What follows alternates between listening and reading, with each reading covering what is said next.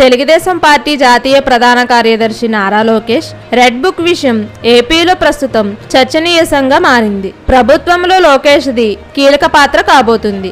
Red book బాధ్యత కూడా ఆయన తీసుకుంటున్నారు. వైఎస్ జగన్ ముఖ్యమంత్రిగా ఉన్న సమయంలో కొంతమంది అధికారులు తమ పరిధి స్థాయి మరిచి వ్యవహరించారు. తెలుగుదేశం పార్టీ నేతలపైన కేసులు పెట్టడంతో పాటు అక్రమ అరెస్టుల పర్వాన్ని కొనసాగించారు. వారిని వదిలిపెట్టేదే లేదని, అందరి పేర్లు రెడ్ బుక్ లో ఉన్నాయని నారా లోకేష్ హెచ్చరించారు. తమను హెచ్చరించారంటూ సిఐడి అధికారులు కోర్టులో పిటిషన్లు కూడా వేశారు. తాజాగా వెల్లడైన ఎన్నికల ఫలితాలలో తెలుగుదేశం, జనసేన, బీజేపీ కూటమి ఘన విజయం సాధించింది. తర్వాత లోకేష్ మీడియాతో మాట్లాడుతూ కక్ష సాధింపులు అవేమీ తమ ప్రభుత్వంలో ఉండవని స్పష్టం చేశారు. ఈ మాటలను బట్టి రెడ్ బుక్ ను అమలు చేయాలని భావించారు. అయితే ఇదే అంశంపై లోకేష్ కక్ష సాధింపులు ఉండబోవని చెప్పాను, కానీ తప్పు చేసిన వారిని వదిలిపెడతామని చెప్పలేదన్నారు. తప్పు చేసిన వారందరి పేర్లు రెడ్ బుక్ లో ఉన్నాయని, వారందరిపై చర్యలు తీసుకుంటామని లోకేష్ హామీ ఇచ్చారు. వైఎస్ జగన్ ముఖ్యమంత్రిగా ఉన్న సమయంలో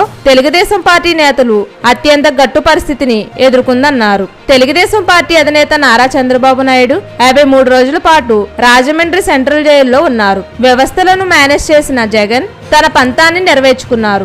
ఆయనకు బెయిల్ ఇచ్చే సమయంలో కనీసం సాక్ష్యాలు కూడా లేవని హైకోర్టు వ్యాఖ్యానించింది. అచ్చెన్నాయుడుతో పాటు అయ్యన్న పాత్రుడు, ధూళిపాల నరేంద్ర, పొంగూరి నారాయణ తదితరులపై జగన్ ప్రభుత్వం కేసులు నమోదు చేయడంతో పాటు అరెస్టులు చేసింది. తమపై పెట్టింది తప్పుడు కేసులేనని, అసలు ఛార్జ్ షీట్ కూడా వేయలేదని వీరంతా గుర్తు చేస్తున్నారు. వీటిపై ఓ కమిషన్ వేసి అధికారులను శిక్షించే అవకాశం ఉంటుందన్నారు.